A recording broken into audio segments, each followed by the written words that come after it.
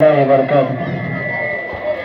نحمده ونصلي على رسول الكريم أما بعد فأعوذ بالله من الشیطان الرجیم بسم اللہ الرحمن الرحیم.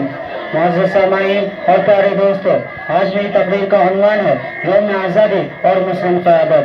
دوستو، دنیا سے آج پوچھو پیچھے نہیں تھے ہم، دنیا سے آج پوچھو پیچھے نہیں تھے ہم. انگریز لے رہا تھا جب امتیاز ہمارا، زخم بھی گولیوں کی مقصد نہ ہم نے چھوڑا، قیدا میں بھی نہ بدلا عزم جواں ہمارا. 15 اگست ہماری قومی تاریخ میں مسرت کے دنوں میں سے ایک دن ہے.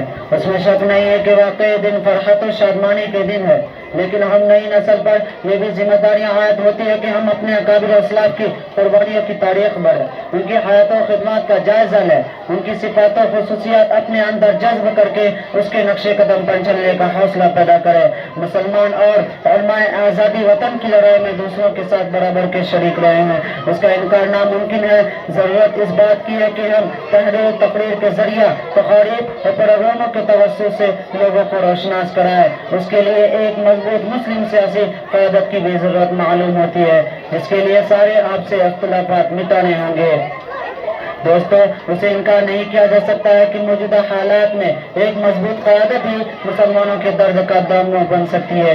ایک اثر پیشہ بلوز قیادت ہی ان میں بیساکھیوں کی بجائے اپنے پاؤں پر آپ کھڑے ہونے کی ذوق جنون کی آبیاری کر سکتے ہیں. نامساعد حالات کے سامنے صبر انداز ہوتے چلے جانے کی بجائے ان سے پنجہ آزمائی کی خفیہ اہلیت کو بیدار کرنے کی کوشش کر سکتے ہیں، اور جو کچھ کھو گیا ہے اس کی بازیافت کا ولولہ بھی پیدا کر سکتے ہیں. لیکن یہ خواب قلبی تعبیر سے طئی تھا، آج بھی اس کی خوشکن تعبیر حقیقت کا روپ ڈالنے سے گریزاں نظر آ رہی ہے.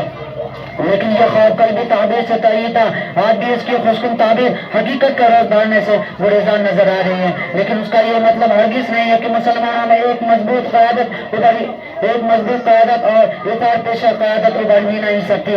یہ ناممکن نہیں ہے. وہ وقت ضرور آئے گا جب ہم اور آپ اس خواب کو حقیقت بنتا دیکھیں گے.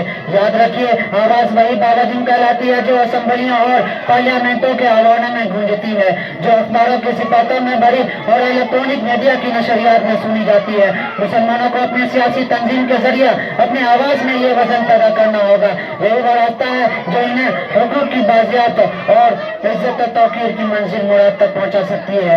اپنی آزادی کو ہم ہرگز مٹا سکتے نہیں، اپنی آزادی کو ہم ہرگز مٹا سکتے نہیں، ظلم کے آگے ہم اپنا سر جھکا سکتے نہیں. شکریہ. انقلاب زندہ باد.